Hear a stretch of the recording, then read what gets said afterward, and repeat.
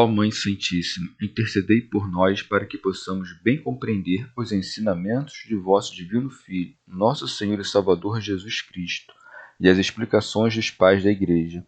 Ó Virgem Imaculada, ofereço-vos este trabalho e peço que abençoais aqueles que o ouvirem, e que seja para a maior honra e glória de Deus. Amém. Senhor onipotente, purificai o meu coração e os meus lábios. Vós, que purificastes os lábios do profeta Isaías com carvão em brasa, e dignai-vos, por tal modo, purificar-me com a vossa misericórdia, para que possa dignamente anunciar o vosso santo Evangelho. Por Jesus Cristo, nosso Senhor. Amém. Senhor, abençoai-me. Que o Senhor resida no meu coração e nos meus lábios, para que anuncie digna e convenientemente o seu Evangelho. Amém. Evangelho de Nosso Senhor Jesus Cristo, segundo São João. Aparições aos discípulos. À tarde desse mesmo dia, o primeiro da semana, estando fechadas as portas onde se achavam os discípulos por medo dos judeus, Jesus veio e, pondo-se no meio deles, lhes disse: A paz esteja convosco. Tendo dito isso, mostrou-lhes as mãos e o lado. Os discípulos, então, ficaram cheios de alegria por verem o Senhor. Ele lhes disse de novo: A paz esteja convosco. Como o Pai me enviou, também eu vos envio. Dizendo isso, soprou sobre eles e lhes disse: Recebei o Espírito Santo. Aqueles a quem perdoardes os pecados, ser-lhes-ão perdoados. Aqueles aos quais retiverdes, ser-lhes-ão retidos. Um dos 12, Tomé, chamado Dídimo, não estava com eles quando veio Jesus. Os outros discípulos, então, lhe disseram: Vimos o Senhor. Mas ele lhes disse: Se eu não vir em suas mãos o lugar dos cravos, e se não puser meu dedo no lugar dos cravos e minha mão no seu lado, não crerei. 8 dias depois, achavam-se os discípulos de novo dentro de casa, e Tomé com eles. Jesus veio, estando as portas fechadas, pôs-se no meio deles e disse: A paz esteja convosco. Disse depois a Tomé: Põe teu dedo aqui e vê minhas mãos. Estende tua mão e põe-na no meu lado, e não sejas incrédulo, mas crê. Respondeu-lhe Tomé: Meu Senhor e meu Deus. Jesus lhe disse: Porque viste, creste. Felizes os que não viram e creram.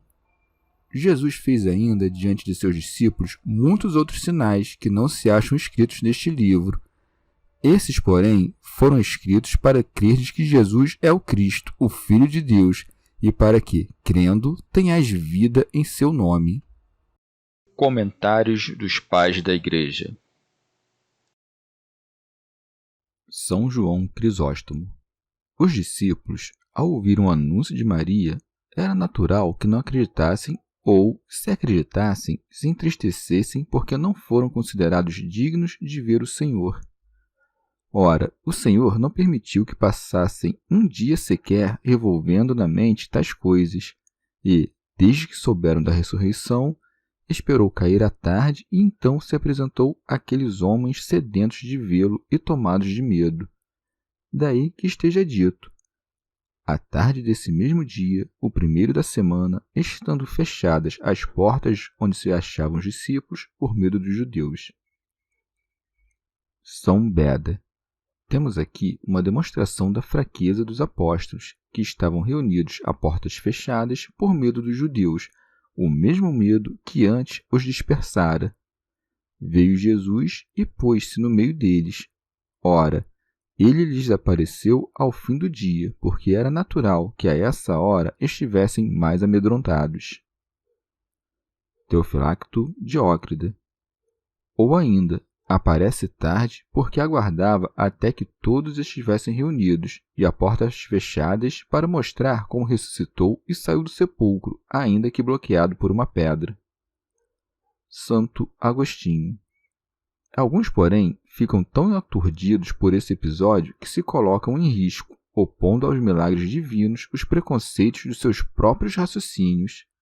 Discutem assim: se Nosso Senhor tinha corpo, se o que se levantou do sepulcro é o mesmo que pendera no lenho, como pôde entrar por entre portas fechadas? Se entendes como, já não é milagre. Onde a razão não alcança, ali a fé se edifica. As portas fechadas não foram obstáculo à matéria do corpo onde habitava a divindade. Não precisou abri-las para entrar aquele que, nascendo, conservou inviolada a virgindade da mãe. São João Crisóstomo. E é de admirar que não tenham achado que ele fosse um fantasma. Mas isso é porque a mulher, prevenindo-os, muniu-os com muita fé. Além disso, Nosso Senhor mostrou-se manifestamente diante de seus olhos e com a voz segurou as flutuações das suas mentes. Daí que siga, ele lhes disse: a paz esteja convosco, quer dizer, não vos tumultueis. Com isto, ainda evocava a palavra que dissera antes da crucificação: dou-vos a minha paz, bem como para que tenhais paz em mim. São Gregório. E como, à vista do corpo que tinham diante dos olhos, a fé dos que viam ainda cambaleava, logo lhes mostrou as mãos e o lado, daí que siga. Tendo dito isso, mostrou-lhes as mãos e o lado. Com pregos, afinal, tinham sido as mãos cravadas, e com lança o lado fora aberto. Nosso Senhor conservou as marcas das feridas para sanar os corações duvidosos dos discípulos. São João Crisóstomo. E o que antes da crucificação tinha dito: hei de ver-vos de novo e o vosso coração se alegrará, aqui se cumpriu, daí que siga. Os discípulos então ficaram cheios de alegria por verem o Senhor. Santo Agostinho. O esplendor, semelhante ao do sol, com que os justos brilharão no reino de seu Pai, é de supor que, após a ressurreição, estivesse oculto aos olhos dos discípulos, mas não ausente do corpo de Cristo. Suas vistas, afinal, fracas e humanas, não o suportariam, e era necessário que o enxergassem para poder reconhecê-lo. São João Crisóstomo. Tudo isto os induzia a uma fé inabalável. Como, porém, tinham pela frente uma batalha invencível com os judeus, outra vez lhes anuncia a paz, daí que siga. Ele lhes disse de novo: a paz esteja convosco. São Beda. A repetição é uma confirmação, ou ainda repete-o porque a virtude da caridade é dupla, ou talvez porque ele, de dois povos, fez um só. São João Crisóstomo. Ao mesmo tempo, demonstra também a eficácia da cruz, por meio da qual diluiu toda a tristeza e conferiu todos os bens. E o que é a paz senão isto? Ora, há pouco foi anunciada às mulheres a paz, porque o sexo feminino inteiro estava afundado na tristeza e acometido da maldição que lhe proferira o Senhor: darás à luz com dor. Como, portanto, todos os obstáculos foram destruídos e todas as coisas retificadas, só restava acrescentar isto: como o Pai me enviou, também eu vos envio. São Gregório. O Pai, é certo, enviou o Filho, determinando que se encarnasse para a redenção da raça humana. Por isso está dito: como o Pai me enviou, também eu vos envio. Quer dizer, se vos envio ao escândalo das perseguições, é porque vos amo com a mesma caridade com que me ama o Pai, que me enviou aqui para suportar a paixão. Santo Agostinho. Que o Filho é igual ao Pai, já o sabemos, mas aqui reconhecemos as palavras de um mediador. Nosso Senhor se mostra, com efeito, um intermediário, dizendo: ele enviou a mim, eu envio a vós. São João Crisóstomo. Deu-lhes ânimo tanto pelos acontecimentos quanto pela dignidade do que os envia, e não dirige, como antes, sua prece ao Pai, mas por sua própria autoridade infunde-lhes a virtude. Daí que siga. Dizendo isso, soprou sobre eles e lhes disse: recebei o Espírito Santo. Santo Agostinho. Esse sopro material não foi a substância do Espírito Santo, mas uma representação justa de que o Espírito Santo procede não apenas do Pai, mas também do Filho. Quem, afinal, seria estúpido bastante para afirmar que um é o Espírito que Nosso Senhor transmitiu ao soprar, outro o que enviou depois da ascensão? São Gregório. Porque o Espírito é dado aos discípulos primeiro na terra e depois enviado do céu, senão porque são dois os preceitos da caridade, o amor a Deus e o amor ao próximo. Na terra, o Espírito é dado para infundir o amor ao próximo, do céu para infundir o amor a Deus. Assim como uma só é a caridade e dois os preceitos, do mesmo modo, um só é o Espírito e duas as ocasiões em que é dado, a primeira enquanto estava o Senhor ainda na terra, a segunda quando é enviado desde o céu, porque o amor do próximo nos ensina a chegar ao amor de Deus. São João Crisóstomo. Alguns dizem que Nosso Senhor não lhes deu então o Espírito, mas que com o sopro os tornou aptos a recebê-lo. Se afinal Daniel só de ver um anjo desmaiou, o que os discípulos, recebendo aquela inefável graça, não teriam sofrido se o Senhor não os tivesse preparado antes? Ora, não pecará de modo algum quem afirmar que então receberam uma graça espiritual, que não lhes dava o poder de ressuscitar os mortos ou fazer milagres, mas de perdoar pecados. E por isso segue: aqueles a quem perdoardes os pecados, ser-lhes-ão perdoados. Aqueles aos quais retiverdes, ser-lhes-ão retidos. Santo Agostinho. A caridade da Igreja que o Espírito Santo derrama em nossos corações perdoa os pecados de seus participantes. Retém, todavia, os dos que não tomam parte nela. Por isso, depois de dizer recebei o Espírito Santo, de imediato complementa com a remissão e retenção dos pecados. São Gregório. É importante notar que esses homens que já possuíam antes o Espírito Santo para viverem com inocência e pregarem apenas para o bem de alguns, receberam-no manifestamente após a ressurreição do Senhor para que sua pregação já não se limitasse a alguns, mas fosse para o bem de todos. Folgo em ver o cimo de glória a que foram conduzidos esses discípulos, chamados originalmente a tão onerosos fardos de humildade. Eis que não apenas se tornaram seguros de si mesmos, como também investidos da magistratura do juízo celestial, passam a fazer as vezes de Deus, a alguns retendo, a outros relaxando os pecados. Hoje, quem ocupa seus postos na igreja são os bispos, que receberam, além do governo da sua diocese, a autoridade de atar e desatar os pecados. Grande é esta honra, mas também grande é o peso dela. Como é difícil quem não sabe segurar as rédeas da própria vida tornar-se juiz da vida alheia. São João Crisóstomo. O sacerdote que, conquanto tenha administrado bem a própria vida, não tiver olhado com diligência pela vida dos outros, será mandado com os ímpios à geena. Sabendo, pois, como é grande o perigo que correm, tende por eles a maior devoção, ainda que não sejam muito nobres, pois não é justo que sejam julgados pelos que estão submetidos à sua jurisdição. E ainda que a vida deles seja vergonhosa e irrepreensível, não serás lesado na administração de nenhuma das graças que lhes foram confiadas por Deus. Com efeito, sobre os dons que vêm de Deus, não tem o sacerdote, não tem nem mesmo o anjo ou o arcanjo controle algum, mas é o Pai, o Filho e o Espírito Santo que tudo ministram, e o sacerdote apenas empresta sua língua e mão. Não seria justo, afinal, que por maldade alheia aqueles que abraçaram a fé saíssem prejudicados no que diz respeito aos sacramentos da salvação. Pois bem, reunidos todos os discípulos, faltava apenas Tomé, que ainda não voltara da debandada que acontecera na paixão.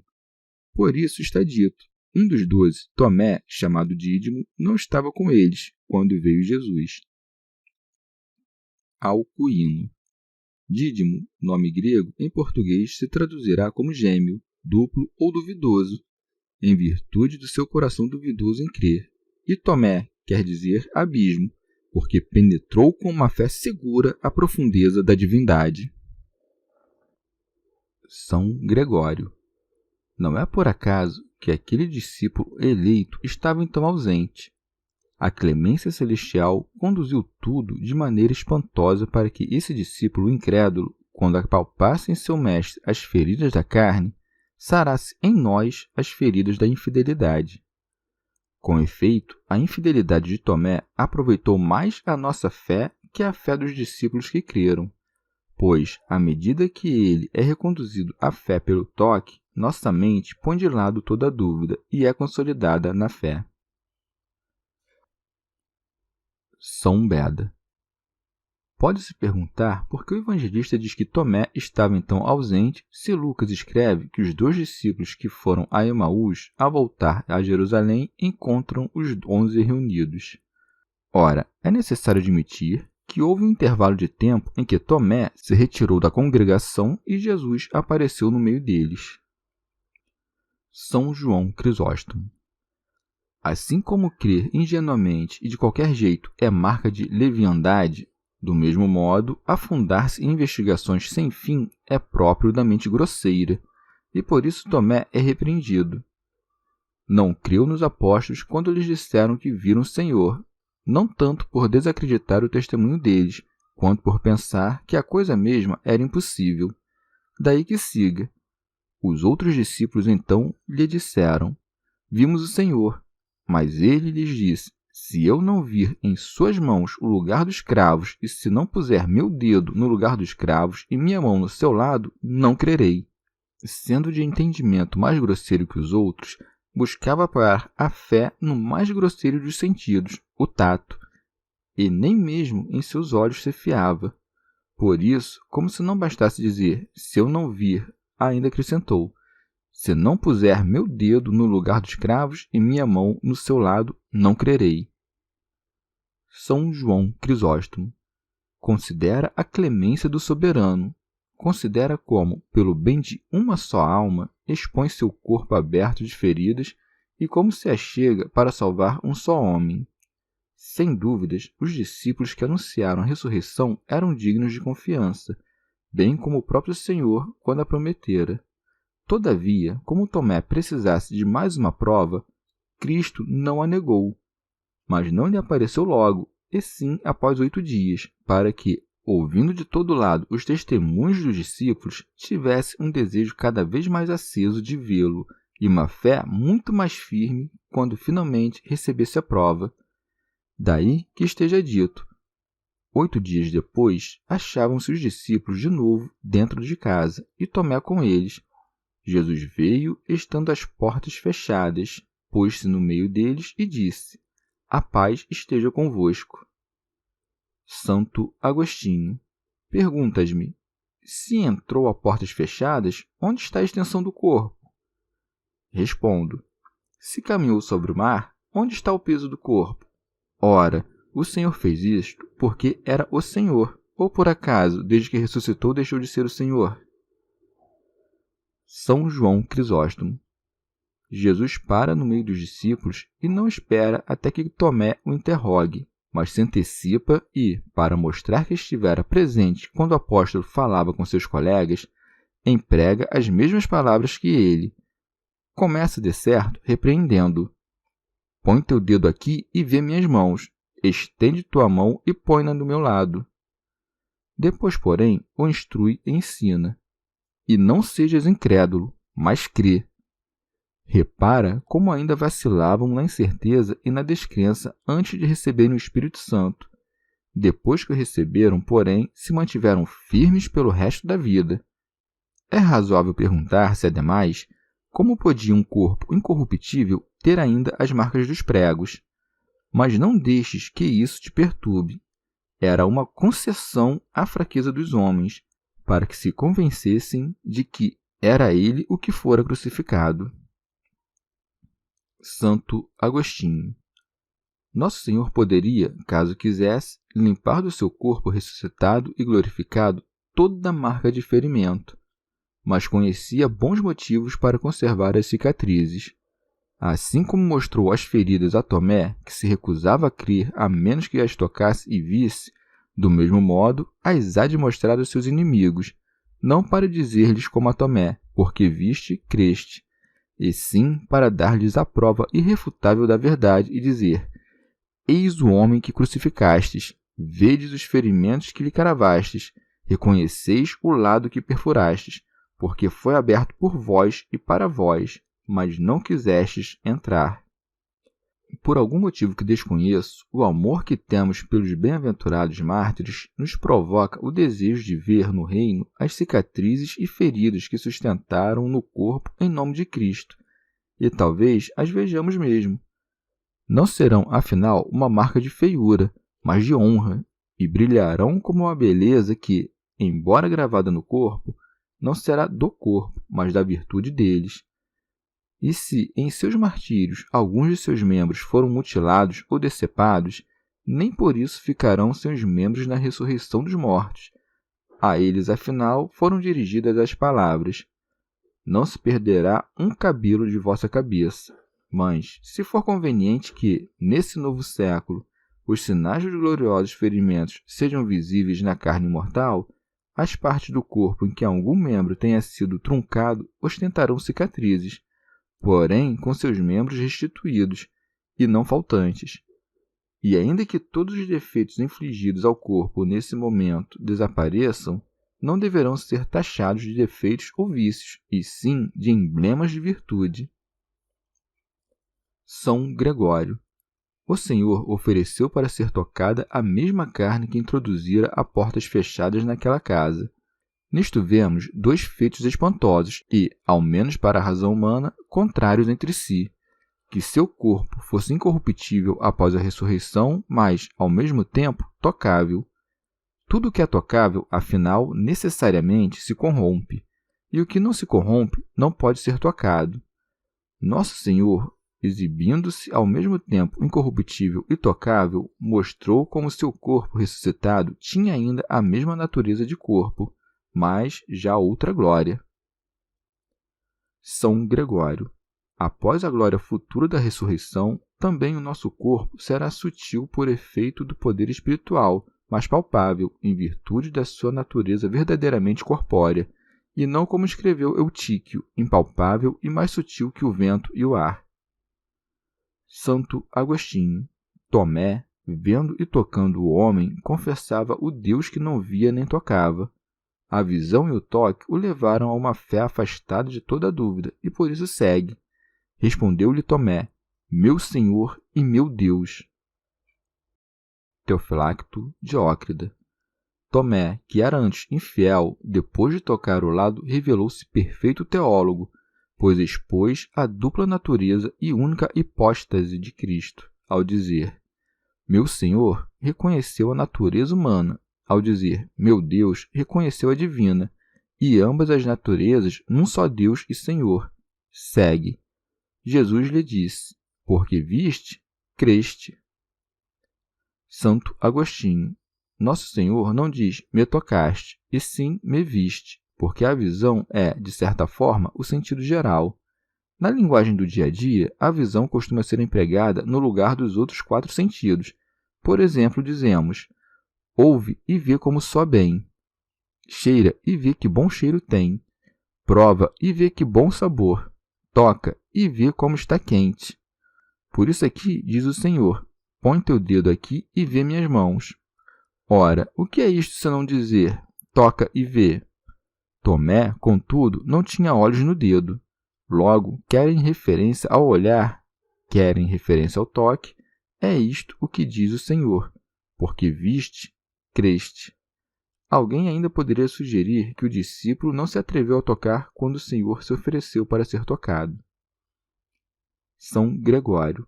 Mas, uma vez que, segundo o apóstolo, a fé é o fundamento das coisas que se esperam e o argumento das que não se veem, daquilo que se vê já não se tem fé, mas apenas reconhecimento. Se, pois, Tomé viu quando tocou, por que Nosso Senhor lhe diz: porque viste, creste? Porque uma é a coisa que viu, outra a coisa em que creu. Viu o homem, confessou o Deus. Ora, é motivo de grande alegria a que segue: felizes os que não viram e creram. Esta frase se aplica especialmente a nós, que, embora não tenhamos visto na carne, o guardamos, todavia, na mente, desde que, é claro, acompanhemos com obras a nossa fé. Com efeito, o verdadeiro fiel é aquele que pratica com obras o que crê. Santo Agostinho.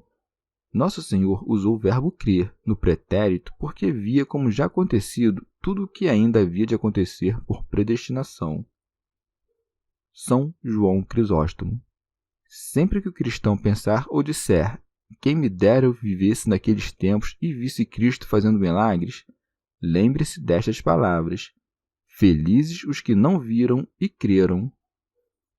Teofilacto Diócrida. Inclui nisto também os discípulos que creram sem tocar as feridas dos pregos ou lado. São João Crisóstomo.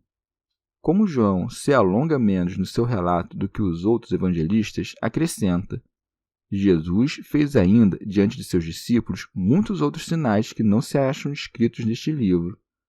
Ora, tampouco os outros contaram tudo, mas apenas o suficiente para atrair à fé os ouvintes. A mim parece, entretanto, que aqui se refere aos prodígios feitos após a ressurreição, e por isso diz, diante de seus discípulos, já que depois de ressuscitado não conviveu senão com eles. Em seguida, para que compreendas que Nosso Senhor não fazia os milagres apenas para corroborar a fé dos discípulos, afirma: esses, porém, foram escritos para crerdes que Jesus é o Cristo, o Filho de Deus, dirigindo-se de modo geral a toda a humanidade.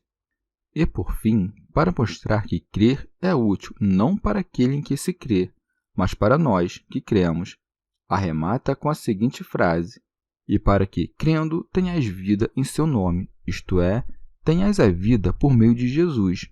Ora, Jesus é a própria vida. Chegamos ao fim de mais um dia de comentários da Catena Áurea.